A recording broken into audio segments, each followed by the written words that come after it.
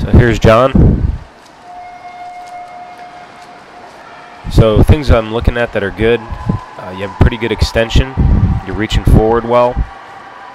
Your head position is good.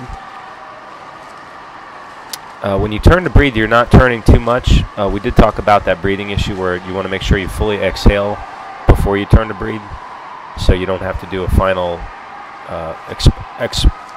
expulsion of air and then a quick inhalation, because that'll sort of run you into hypoxia or anaerobic deficit more quickly than you want, especially in the triathlon. Your body position is good. Your hips and legs are riding pretty high in the water, meaning that you're streamlined. The reason that's important is because if they're really low in the water, then it creates more drag. It presents more surface area to the water, and you have to push yourself through the medium.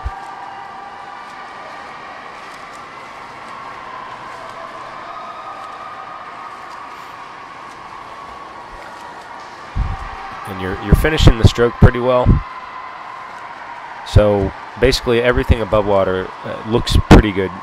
You can always, most people can improve their extension and rotation slightly, but your extension and rotation are both pretty good. I give it a B+, A-. See how you get a nice reach forward there, so that is an important part of the stroke. When we get to the underwater section, that's where I'm going to talk about what's going on with your pull. A lot of your improvements are going to be from improving the technique on the underwater portion here. And then we discussed some different ways to train, basically including some short, hard, fast sets with a lot of rest. That would be a sprint workout or an anaerobic workout. So here you can see your shoulder. Your forward shoulder does a good job of reaching forward. You might be able to pull the rear shoulder or the shoulder that's finishing the stroke a little further back, but that's real slight. That's a real minor issue. And you see how you're very streamlined. Your legs and your hips are not rotating out of your streamline. They're not leaving the line that your arms begin. That's all very good.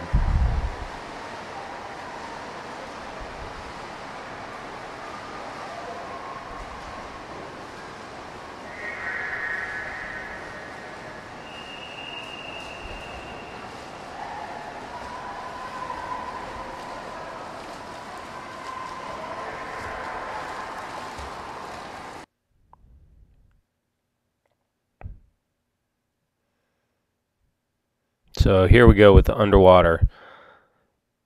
So what I'm seeing with your underwater strokes, it's a combination of the elbow slipping or the elbow leading the stroke back, where your hand and your forearm don't really get a vertical position relative to the bottom of the pool, and the straight arm pull, where you pull your arm straight down and then straight back. It's somewhere in between those two.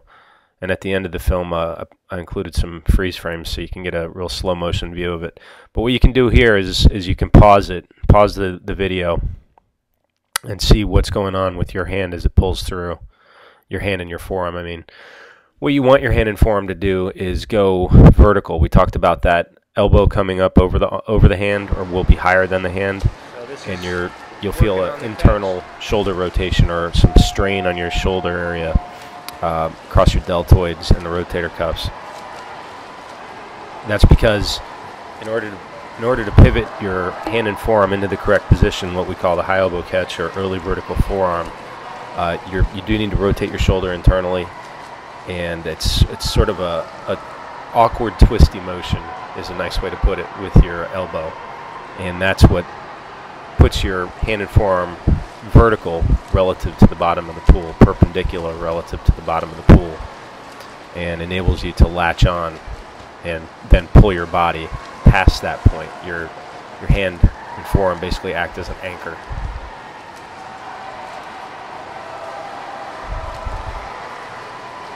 So this one I believe was catch-up drill, thinking about a good extension.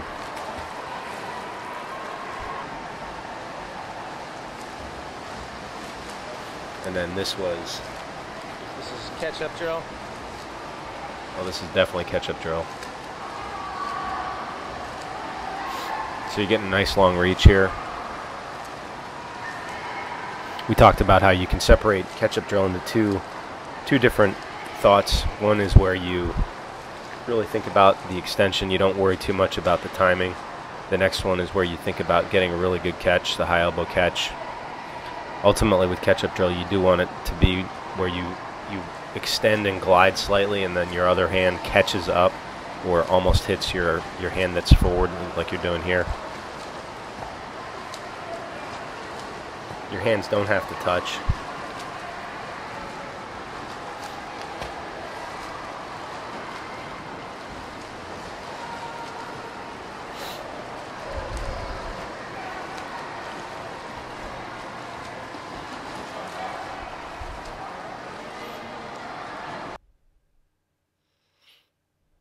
All right, and then this is when we tried again with getting a high elbow catch, so you're really thinking about it as well as you can. And you can see a difference.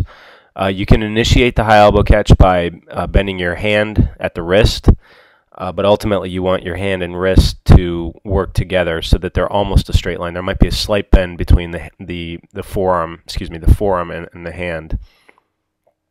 Your hand and your wrist always work together. So you are doing a better job here.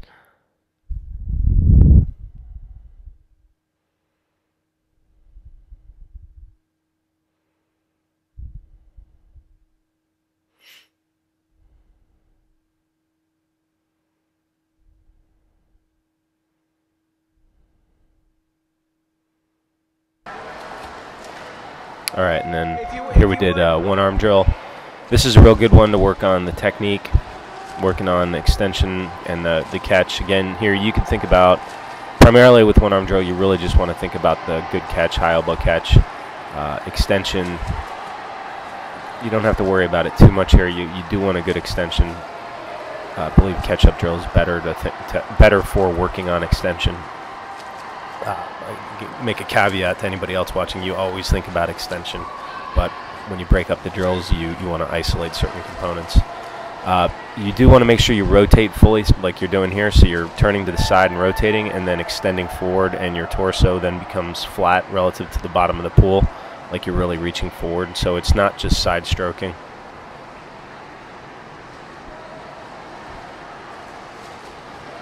Yeah, and you're doing this correctly, so that's very good.